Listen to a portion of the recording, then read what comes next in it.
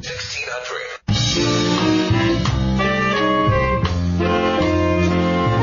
And we are back here on Yetta Kurland Live, WWRL 1600, Equality Pride Radio. I'm here in studio with our producer, Paul Newell. We have Colin Campbell and Ian Vandewalker up next. We'll be talking about the recent spate of corruption scandals in Albany and what we can do about it. It's been another tremendous day of, 9 different elected officials, right? Elected officials and other folks who are listed. Or political operatives. It's just too much. Colin Campbell is a political reporter with the New York Observer. He's been following the story closely. I'm delighted to have him here on Yetta Kurland Live tonight to talk with us.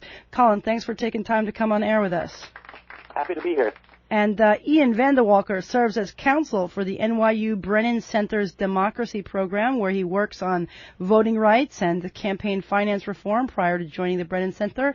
He served as a legal fellow at the Center for Reproductive Rights, where he litigated constitutional cases in state and the federal courts across the country.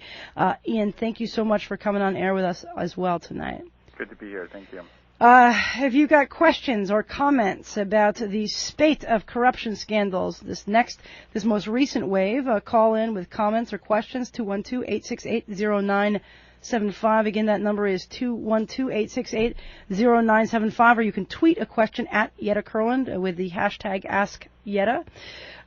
So, Colin, we'll start with you. A huge number of New York City elected officials have been implicated in the recent weeks. Can you give our listeners maybe we'll start with a brief outline of what has happened and what's happened today specifically, if that's possible?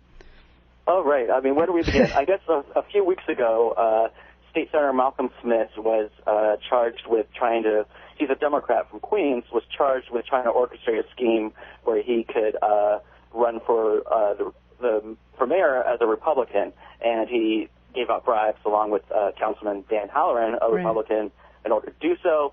And then soon after, it was revealed that a Bronx Assemblyman, Nelson Castro, had been wearing a wire to get off his own charges and had collected evidence on another Bronx Assemblyman, Eric Stevenson, for bribery, and he was been charged.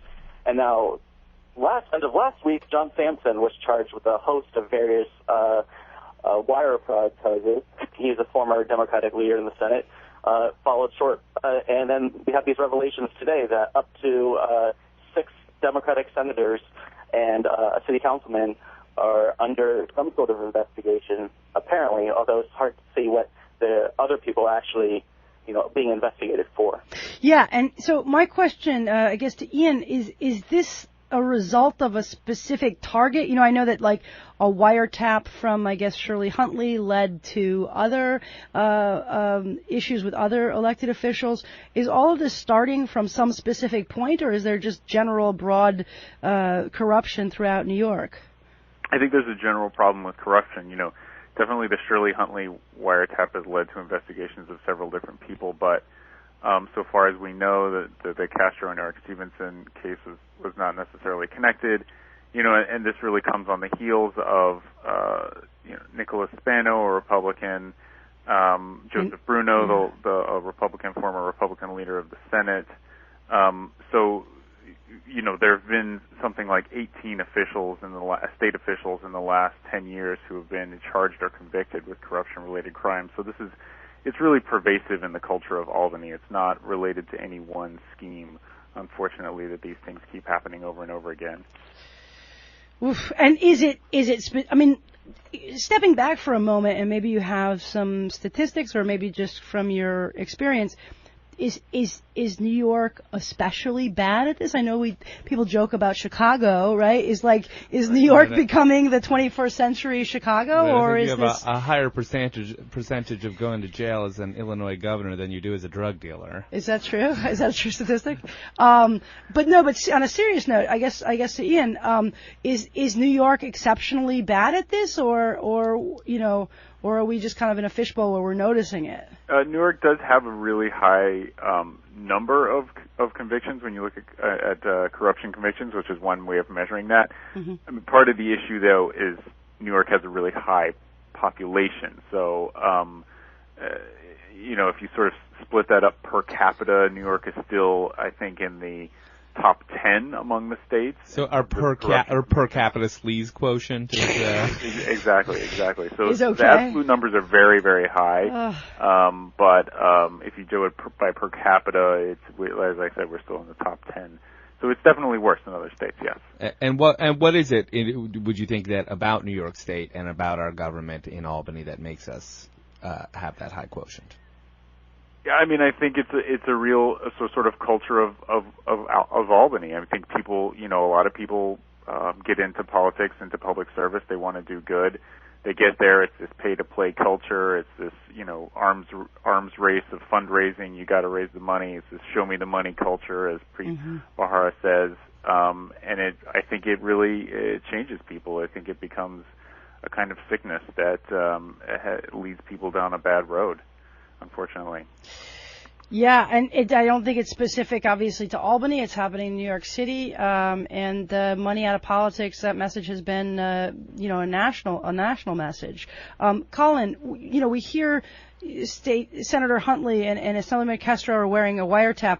I have a text from somebody asking, is that an old school taped to the body wire from the movies? But on a serious note, how exactly does this happen? And is it like is it actual wiretapping, or how does this actually happen? I'm not an expert in these sorts of procedures, but I believe it's much more higher tech than wearing a giant tape recorder on yourself. And the criminal complaint and the court documents which Shirley Huntley described, photographs and other sorts of material were gathered as she sat down with these other officials. So I imagine they had a somewhat elaborate scheme. Well, we have bunches of callers calling in, which is, I guess it's good to see that people are interested in this topic. But before we go to our callers, just for our listeners, what specifically, people hear corruption, but what are some of the charges? What specifically are we talking about in terms of wrongdoing? Taking money, taking bribes. Is there anything specifically that, that consistently is happening, or is it just a broad spectrum of corruption? I would say it's pretty broad. You have Shirley Huntley accused of setting up a sham nonprofit and funneling state money into it, and then back into her relatives and her own pockets. You have somebody trying to rejigger, ballot laws for a mayoral campaign. You have, somebody basically, things that are sort of outside of public service, like John Sampson was accused of embezzling money from his legal work, which wasn't directly from his state Senate office, and on down the list. Now, and to clarify, the folks whose names were released today, we have not yet, at least publicly, been accused of anything, right? They're ostensibly under investigation, but there's not been any specific charges that have been described, or am I mistaken there? And I think it's a federal investigation. These are like the FBI. I mean, this is federal. It's Preet Bharara of the U.S. Attorney's Office. But Colin or Ian, maybe you can answer that for me. Is that correct? That the folks whose names, there were 6 state senators, what have you, whose names were listed today, there's no specific allegations that have been levied yet, right? Well, Sampson and Smith are 2 of the names on that list, so okay, they have those we've heard charged about with something. The other people, you're right, at this point it's just an investigation, and some sources have said that even among those people, they already have abandoned one of them as not being investigated anymore. So at this point, we don't know, who's going to be cleared, who's going to be accused of very, very serious crimes. We just don't know that yet. It's upsetting to hear. As an attorney, I used to think that being an attorney was a bad thing.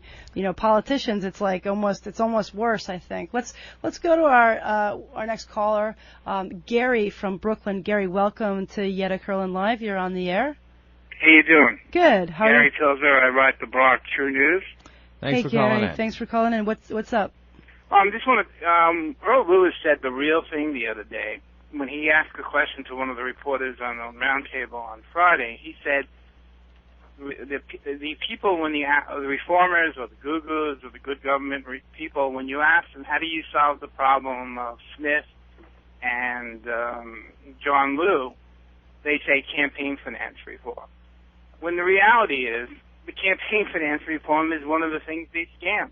They seem to scam everything from court-appointed, jobs. That was John Sampson, to everything in Albany, from the budgets, from the member items, from daycare, senior daycare. It's a culture. The two gentlemen are right. It's a culture. And you don't change that with reforms of campaign financing or reforms of this or that. Or, you only, and the Daily News and the New York Times have been saying the last couple of days, they've changed their whole tune to say that you got to put people in jail. The only way the governor could put people in jail is to do something like a Seabury Commission or the Moylan Act. Yeah. Well, let me ask you a question. Is the fact that New York is for the most part, one-party town, it's pretty much Democratic, although Albany isn't. It's Democratic and Republican. I guess my question was, do you think that because it's predominantly one party that stops the checks and balances between Republicans and Democrats and kind of creates an environment more conducive for this type of corruption? Or why is this so pervasive? I think, it's also the fact there's so much money here. And the fact that years ago there were people coming up the system from clubhouses, from street activists like Abella Obsa. And nowadays, most of you people come from inside the government, relatives to somebody, campaign aid, or assembly aid, or something like that. And it's really become like an insular system, way disconnected from the public. Right. Yeah.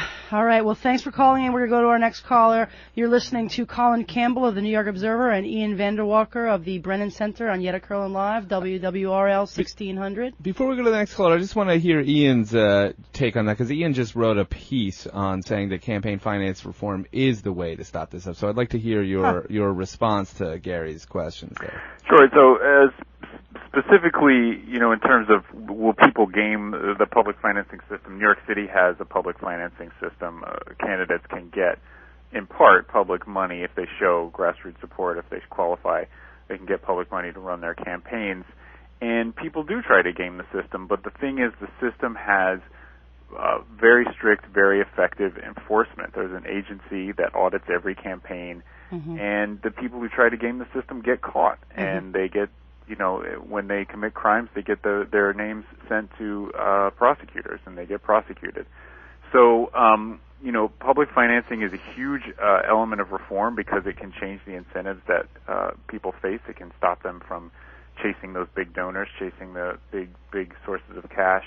And when it has to be paired with effective enforcement of all of the campaign finance laws to make sure that people are playing by the rules, that they're only getting the money that they're entitled to, and that they're not gaming the system. Because there have been times when the administrative enforcement of the campaign finance laws has caught people like Pedro Espada and prevented them from getting public funds in the first place, but also led to broader investigations of more serious crimes.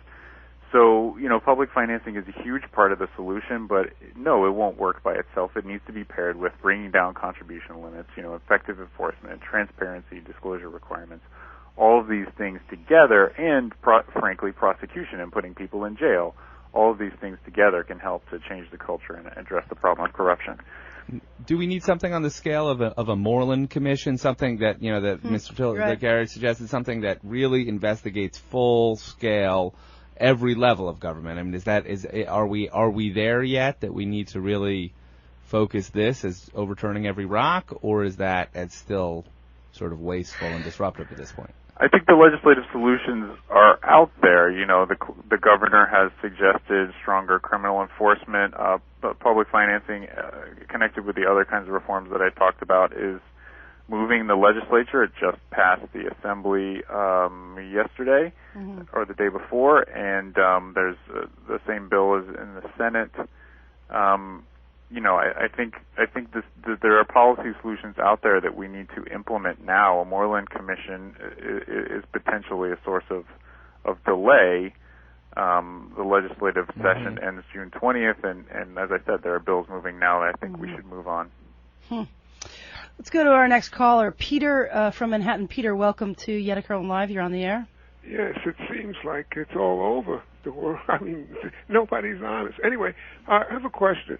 My black Baptist mother used to say to us little black kids growing up, you can't do like white folks, meaning that would your guest be able to give me an explanation or a reason there's so many black politicians who are caught up in this web considering their shaky position and social status?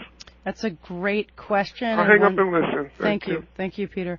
Colin, do you feel like this conversation about, specifically brown and black folks seem to be in this last web? Although I mentioned that to someone else and they started naming, Joe Bruno and Dan Halloran and other folks, right. But certainly in this current. But is there a selective enforcement issue? At play here, or do you think that everyone's getting the fair end of the probe, so to speak?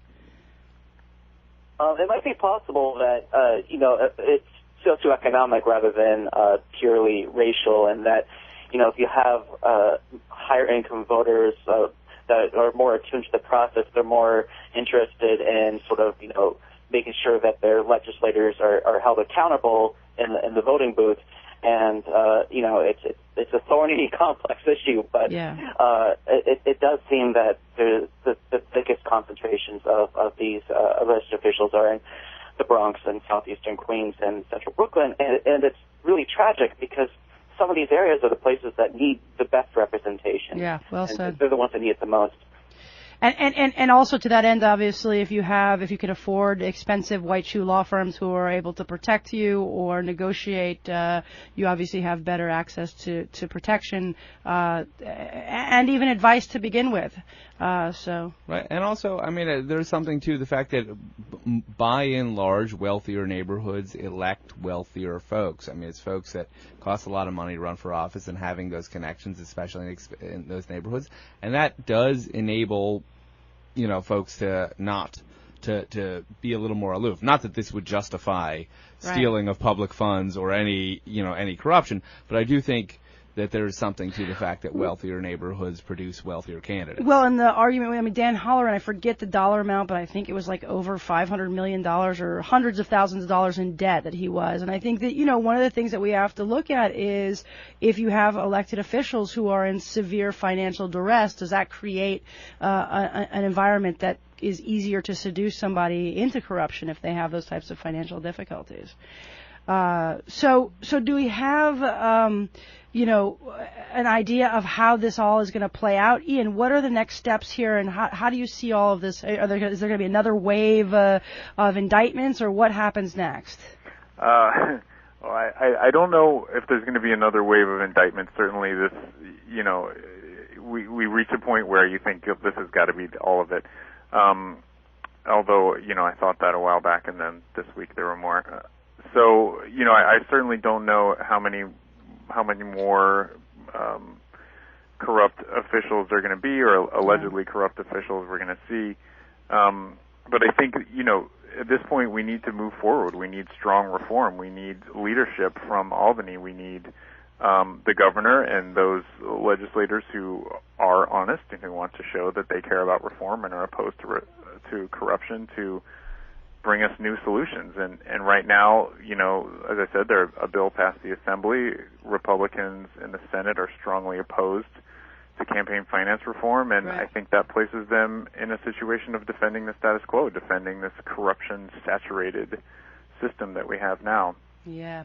Well, and you talked about creative new ideas, and the Progressive Caucus on the City Council, they came up with this idea of participatory budgeting, and at first I was like, okay, it's a great idea, whatever. But actually, the more you unpack it, it really does some tremendous things, and one of them is that it allows people to get involved and make decisions about how their money is spent, and one of the byproducts of that is that it reminds the elected officials it is, in fact, the public's money. It's not the elected officials' money. So that might be one of the ways to do that. Let's try to get a couple more callers in before the end of the segment. We're going to go to Leo from Washington Heights. Leo, welcome to Yetta Kurland Live. Hey, thank you, Yetta. Hey. Thanks for taking my call. Sure. I did want to just ask a quick question about John Sampson. And, what's amazing in this indictment, is that he was stealing money, allegedly, from people and he was put in a position to steal that money by judges in Kings County Supreme Court who appointed him to be a referee on foreclosed properties. So, I have two questions, and really, I'm really asking the question because I hope some journalists get involved with investigating this. And the first question is, looking at you, Colin. Is John Sampson really the most qualified person in Kings County to be administering these foreclosures, or does he get those appointments for some other reason that has to do with his political connections? Yeah. And the second thing is, it was astonishing to see in the indictment that he had allegedly stole $80,000 and submitted the report that there was a surplus of $80,000 in 1998, and as of 2008, that money had not been deposited as required by law with the Kings County Clerk's office. So, 10 years this money was missing, and it doesn't appear that a Kings County judge or a clerk or any responsible authority there was even asking questions about that money. Yeah. So, I want to just throw that out there and see if anyone has a comment about it. Thank you. Thank you. Thanks for your comments. Sometimes it feels like the problems are so immense. They're like, it doesn't even occur to people, well, maybe somebody absconded with the $80,000, right? It's kind of hard to comprehend this and to think about this from the people that we respect the most, judges, elected officials. These are people in positions of great power. Right. There's few folks who know the Brooklyn political scene better than Colin. Do you have a take on why a guy like John Sampson might be getting judicial? Like well, you have to remember a lot of judges themselves are elected in New York, which I find somewhat baffling in many ways. But there's no question that court-appointed referees are politically connected. There's been a number of investigations that have shown it in the Bronx, and I'm sure elsewhere. And like the caller said, it's completely baffling as well that so many tens of thousands of dollars could go missing and go completely unnoticed at the same time as it goes missing. Yeah. And I want to just end with a question about, and Ian, you had mentioned importance of reform. What are your predictions for the real campaign finance reform? I know, a couple of weeks, maybe a month ago, there was this real excitement that this was going to be something that moved forward. Where are we with that now, and what are our hopes for that? Well, there's real momentum this week. As I said, the bill passed the Assembly. The governor has always said that he supports it. The Independent Democratic Conference in the Senate has introduced a very strong bill, and we hope that moves in the Senate. The Senate, it's interesting if you look at the numbers, there's a majority of people who are on record as supporting comprehensive campaign finance reform. It's just that majority of people is split between the Democratic Conference and the Independent Democratic Conference, right, sort of on either side of the aisle. So, there's some parliamentary questions about how it can get to the floor, given Republican opposition and Republican control of that chamber. But we think with strong leadership from the governor, from Jeff Klein, that we can get a bill out of the Senate and we can conference that with the Assembly. Good. Hopefully so. Let's squeeze one last quick call from Michael from the Bronx. Michael, welcome to the show. Hi, Yetta. Yeah. Just real quickly, I was agreeing with you what you're saying about seems to be no checks and balances, or what President Obama complains about, two sets of rules. Because my observation is that when a Democrat crosses the line, that person is usually held accountable and faces the consequences. But I almost never see that coming from Republicans. We take an example, let's say a sex scandal. Anthony Weiner, with his foolishness, he never committed any crime, but yet he was ousted out of office.